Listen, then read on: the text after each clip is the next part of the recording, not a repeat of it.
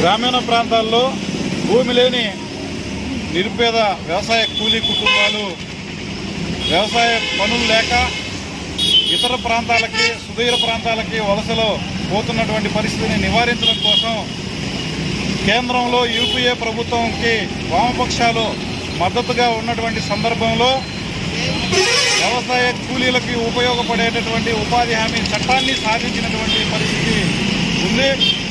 ఈ చట్టం పేరిట పూర్తిగా వివక్షతో ఉన్నటువంటి బీజేపీ పాలకులు కూలీల అభివృద్ధిని పట్టుకోలేనటువంటి పాలకులు ఈ ఉపాధి హామీ చట్టాన్ని పూర్తిగా కార్పొరేట్లకి అప్పజెప్పాలనేటటువంటి పేరుతో ఈ ఉపాధి హామీ చట్టాన్ని పూర్తిగా రద్దు చేసే విధంగా వ్యవహరిస్తున్నారు. మహాత్మా గాంధీ గ్రామీణ ఉపాధి హామీ చట్టంగా ఉన్నటువంటి ఈ పథకాన్ని ఈ చట్టాన్ని మార్చివేసి ఈరోజు వికసిత భారత్ అనేటటువంటి పేరుతో బీబీజీ రామ్జీ అనే పేరుతో దీన్ని తీసుకొచ్చారు.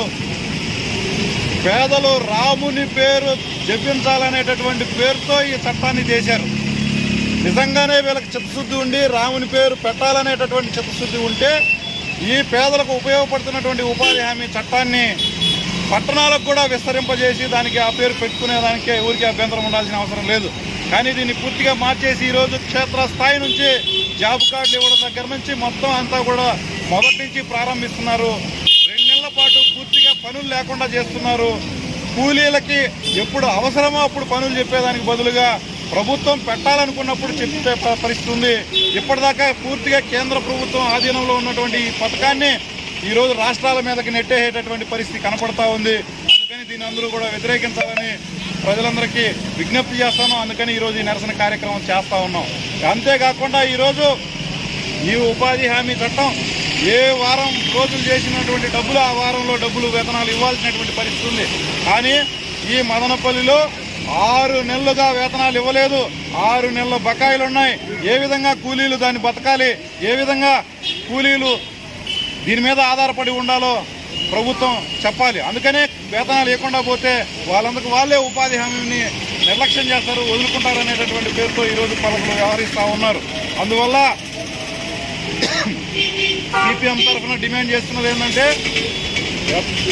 బకాయి ఉన్నటువంటి వేతనాలను వెంటనే విడుదల చేయాలని చెప్పి డిమాండ్ చేస్తున్నాం. ఇప్పటికే దీన్ని నిర్వీర్యం చేస్తూ ఉన్నారు.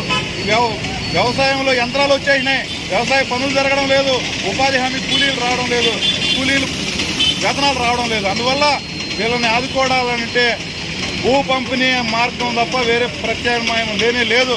ఇప్పటికే మిగులు భూములు పెద్ద ఎత్తున ఉన్నాయి. ప్రభుత్వ ఆధీనంలో ఉన్న భూములు బీడు భూములుగా ఉన్నాయి.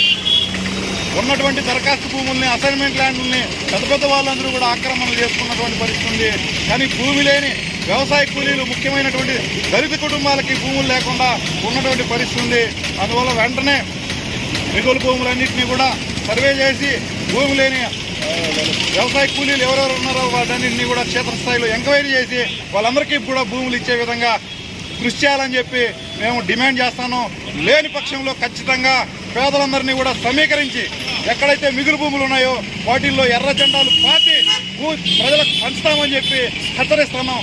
ప్రభుత్వం చేస్తుందా లేకుండా మేమే సాధించుకోవాలన్నా ప్రభుత్వమే చెప్పాలని చెప్పి హెచ్చరిస్తూ ప్రజలందరికీ కూడా పేదలందరికీ కూడా భూములు ఇవ్వాలని చెప్పి డిమాండ్ చేస్తాను.